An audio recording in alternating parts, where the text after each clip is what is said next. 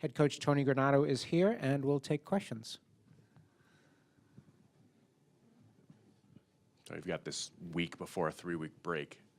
Do you have to give them a message to put it all out there this week, knowing they've got they've got finals coming up, everything's kind of wrapping up here, but they've got one more week to concentrate, I guess? I think they know that. And the other thing is it's Big Ten play now, so the non-conference games are all fun and dandy, but you're looking forward to playing Big Ten teams. That's what you look forward to, those games. So we're at Michigan. I know our guys are excited. They put a lot into it to be ready for the Big Ten season, and we're looking forward to the challenge that we're going to start with on Saturday. Friday. Let's make sure we're ready Friday.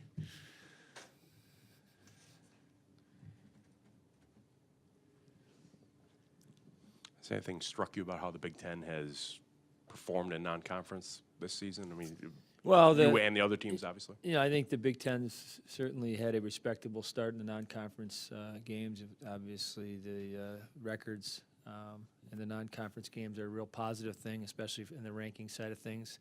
As the season moves along, we know how important that is.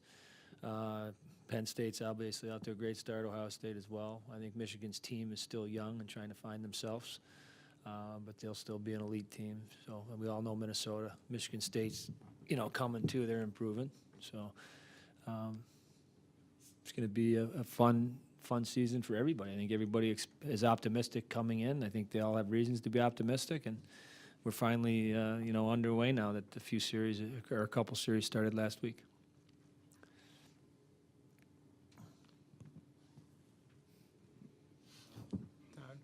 You're on a roll, Todd. I am. How are you guys doing in finding yourself? You talked about Michigan trying to find themselves. Yeah. How is this group doing? And I'm really happy with where we're at. I know, and I told you after the game on Saturday, it was disappointing to lose that game because we had battled so hard to get the lead. I think the positives far outweighed the negatives at this point of the season. I think our guys should feel really good about ourselves heading into the Big Ten play. To have a defeat like that on Saturday when you have a lead in the third period hurts. But I think we've learned each and every learning thing that has come at us this year. I think we've learned from it. I think our leadership group has been really good on keeping the room energized and focused.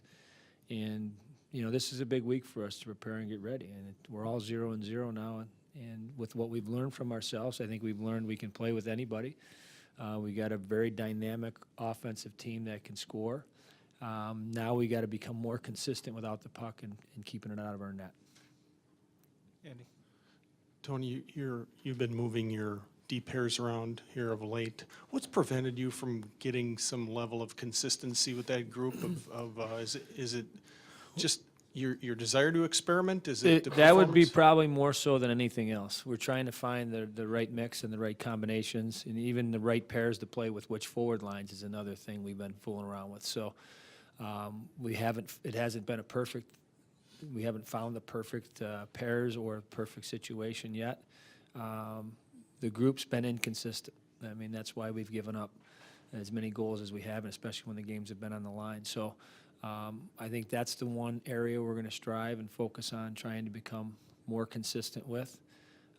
Some of the players have stepped up and done really good jobs. Now we have to do a really good job as a group, especially when the games are on the line like the other night. So you play 50 really good minutes, and you fall asleep for a few minutes, make a couple mistakes, and all of a sudden you're chasing behind by 2 goals. So we got to be a little bit better defensively, a little bit more awareness would be probably the best way of describing it.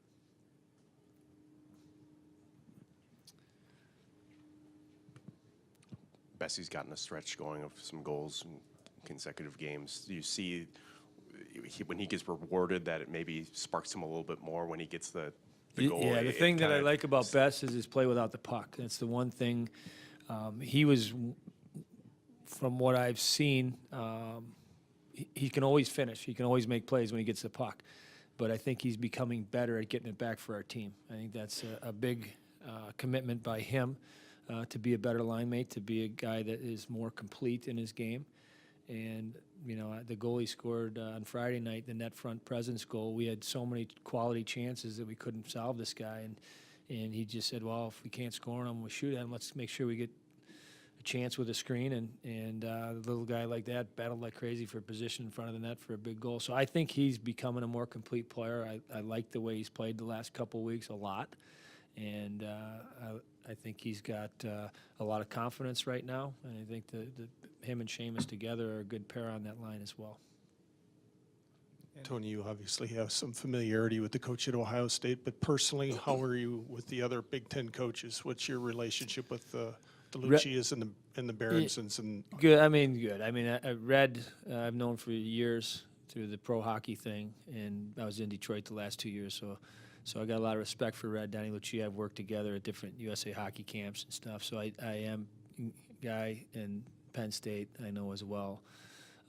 So who we missing? What school we missing? Michigan State, Tommy Anastas, I knew from a long time ago. So I know them all. I got a lot of respect for the coaches in our conference. Red is a legend for sure, and I respect a ton for what he's done at that program. Used to watch him when I was a kid, when he used to play with the St. Louis Blues. So admired him as a player and admired him for what he's done as a coach. Tony, I don't believe you played against Michigan when you were here as a Wisconsin Badgers player. That's correct. Yeah. Would you have relished that opportunity? And Yeah. when this Big Ten conference came about, what were your thoughts then, and maybe what are they now about?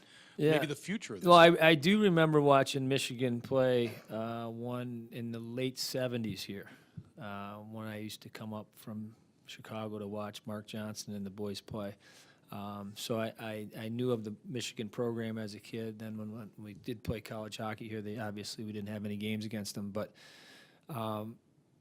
being in Detroit last year and learning a little bit more about the program because I was so close proximity-wise, I got to see it a lot on the news, TV, watched a lot of games. It's a great program. I admire it. As far as the Big Ten goes, I'm looking forward to getting Notre Dame in next year and playing more conference games as opposed to waiting till early December to play your first conference game. I think that'll be important for our conference.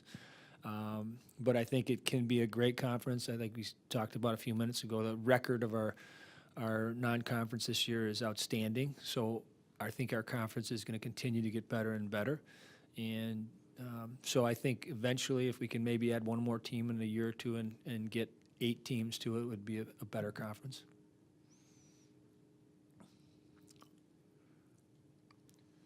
Anything else for Coach? All right. Thank you. Thanks, Tony.